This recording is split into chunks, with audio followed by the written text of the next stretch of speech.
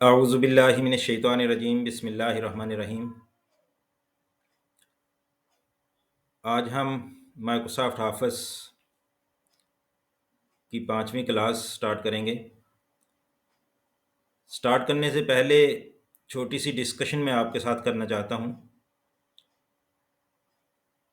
قرآن پاک میں سورۃ کہف میں آیت نمبر 82 میں حضرت موسیٰ علیہ السلام اور حضرت خضر علیہ السلام کی ملاقات کا واقعہ ہے۔ اس ملاقات میں سے میں ایک چھوٹی سی چیز آپ لوگوں کے سامنے ڈسکس کرنا چاہتا ہوں۔ یہ ہماری ڈیلی پرابلمز کے حساب سے ہے، جو ہم روزانہ مختلف واقعات پر، مختلف اللہ تعالیٰ کے دیے گئے امتحانات پر ڈسکریج ہو جاتے ہیں، نا امید ہو جاتے ہیں۔ اس کے لیے کہ حضرت موسیٰ علیہ السلام نے ایک بار بنی اسرائیل سے خطاب کرتے ہوئے جب ان سے کویسچن کیا گیا کہ اس وقت دنیا میں سب سے بڑا عالم کون ہے، تو حضرت موسیٰ علیہ السلام اس وقت کے نبی بھی تھے اور رسول بھی اور صاحب شریعت تھے، اور ان پر کتاب تورات اتری تھی۔ انہوں نے اس چیز کو اللہ تعالیٰ پر چھوڑنے کی بجائے کہ یہ اللہ تعالیٰ ہی جانتے ہیں، تو اپنے آپ کو پیش کیا کہ ظاہری بات ہے کہ رسول بھی اس وقت میں ہی ہوں، نبی بھی میں ہوں، اور مجھ پر شریعت بھی اتری ہے، میں اللہ تعالیٰ کے ساتھ کلام بھی کرتا ہوں، اور مجھ پر وحی بھی نازل ہوتی ہے، تو سب سے زیادہ دنیا میں نالج میرے پاس ہی ہے۔ اللہ تعالیٰ کو یہ چیز پسند نہیں آئی۔ وحی آئی کہ اے موسیٰ، تمہارے سے بھی بڑا عالم اس وقت دنیا میں موجود ہے، وہ بہت ساری ایسی چیزوں کے بارے میں جانتا ہے جو تم نہیں جانتے۔ تو حضرت موسیٰ علیہ السلام کو بڑی حیرانگی ہوئی اس بات پر، پوچھا کہ میں اس سے ملنا چاہتا ہوں۔ اللہ تعالیٰ نے ملاقات کی جگہ بتائی کہ 2 دریاؤں کے درمیان ایک جگہ ہے، وہاں چلے جاؤ اور وہاں تمہیں مل جائیں گے۔ تو وہاں حضرت خضر علیہ السلام کے ساتھ حضرت موسیٰ علیہ السلام کی ملاقات ہوئی۔ بہت سارے واقعات ہوئے، بہت سارے آپس میں ڈسکشنز ہوئیں، لیکن ان میں سے ایک ڈسکشن جو سورہ کہف کی 82 آیت کے اندر لکھی ہوئی ہے وہ میں آپ کے سامنے بیان کرتا ہوں، جس کی تفسیر کچھ اس طرح ہے کہ ایک گاؤں پہنچے یا ایک جگہ پہنچے جہاں لوگوں نے تنگ کیا، حضرت خضر علیہ السلام کو بھی اور حضرت موسیٰ علیہ السلام کو بھی۔ وہاں ایک دیوار گری ہوئی تھی، تو حضرت خضر علیہ السلام نے اس دیوار کو بنانا شروع کر دیا، چننا شروع کر دیا۔ تو حضرت موسیٰ علیہ السلام سے رہا نہ گیا، کہتے کہ یہاں کے لوگوں نے ہمیں تنگ کیا ہے، اس کی بجائے کہ آپ اس دیوار کا معاوضہ بھی ان سے لے سکتے ہیں، ہمیں بھوک بھی لگی ہوئی ہے، کھانا بھی کھانا ہے ہم نے، آپ ان لوگوں کی ہیلپ کر رہے ہیں اور اس دیوار کو بنانا شروع کر دیا۔ تو حضرت خضر علیہ السلام نے کہا کہ یہاں اللہ تعالیٰ نے آرڈر کیا ہے، بہرحال یہ بات بعد میں بتائی، کہ یہاں 2 یتیم بچوں کا خزانہ دفن ہے، 2 یتیم بچوں کی دولت دفن ہے، جو اللہ تعالیٰ کے حکم سے ان کے والدین نے یہاں دفن کر دی تھی کہ جب ہمارے بیٹے یا ہمارے بچے جوان ہوں گے تو ان کو یہ دولت مل جائے۔ اب یہ دیوار گر گئی ہے، اس گری ہوئی دیوار میں سے وہ دولت نظر آ جائے گی، اور یتیم بچے تو اپنی دولت کی حفاظت نہیں کر سکتے، تو لوگ اس کو کھا بھی جائیں گے۔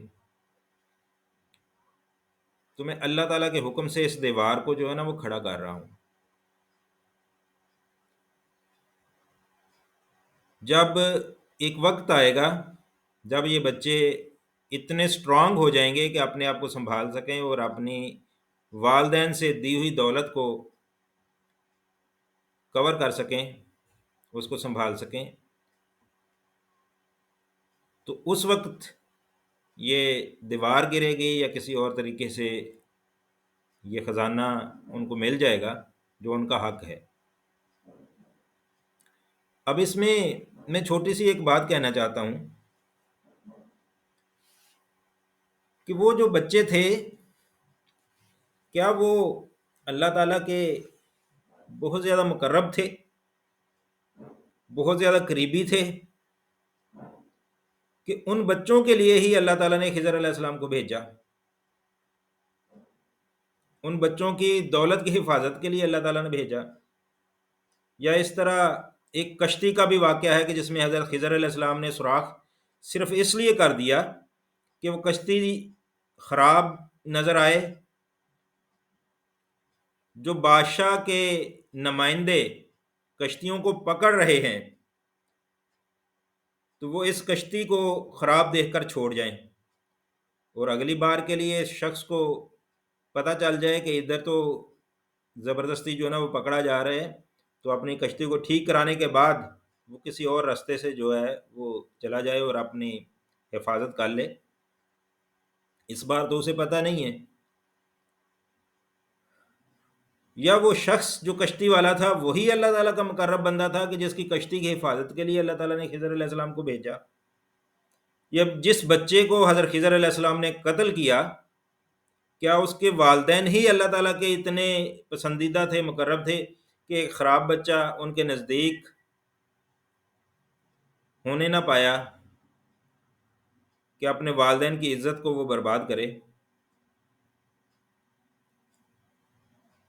آج کے دور میں ہم سب ہیں، پوری دنیا ہے، کیا آج خضر کو اللہ تعالیٰ نہیں بھیجتے؟ یا ہماری حفاظت اللہ تعالیٰ فرشتوں کے ذریعے سے یا اپنے علم کے ذریعے سے یا اپنے اور مقرب بندوں کے ذریعے سے نہیں فرماتے؟ کیا وہی مقرب بندے تھے جن کی اللہ تعالیٰ نے حفاظت کرنی تھی؟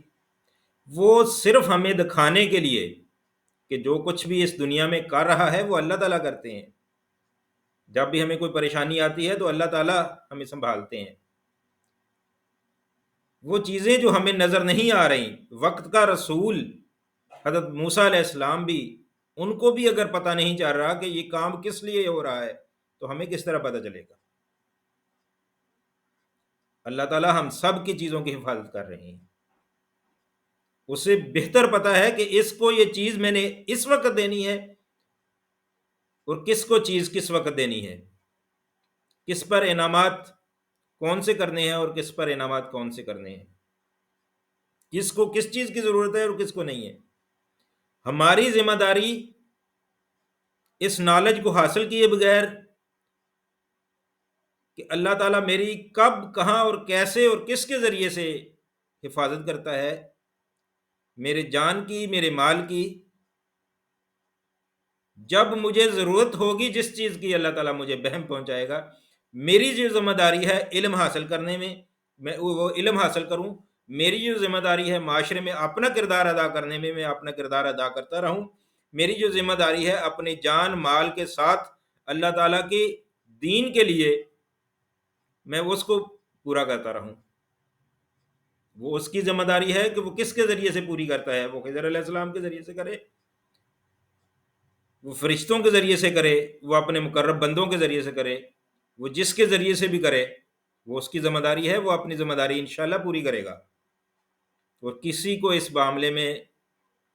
مایوس ہونے کی ضرورت نہیں، یہ امت محمدیہ ہے۔ تو جب حضرت موسیٰ علیہ السلام کی امت کی حفاظت ہو سکتی ہے، اس کے ہر بشر کی حفاظت ہو سکتی ہے،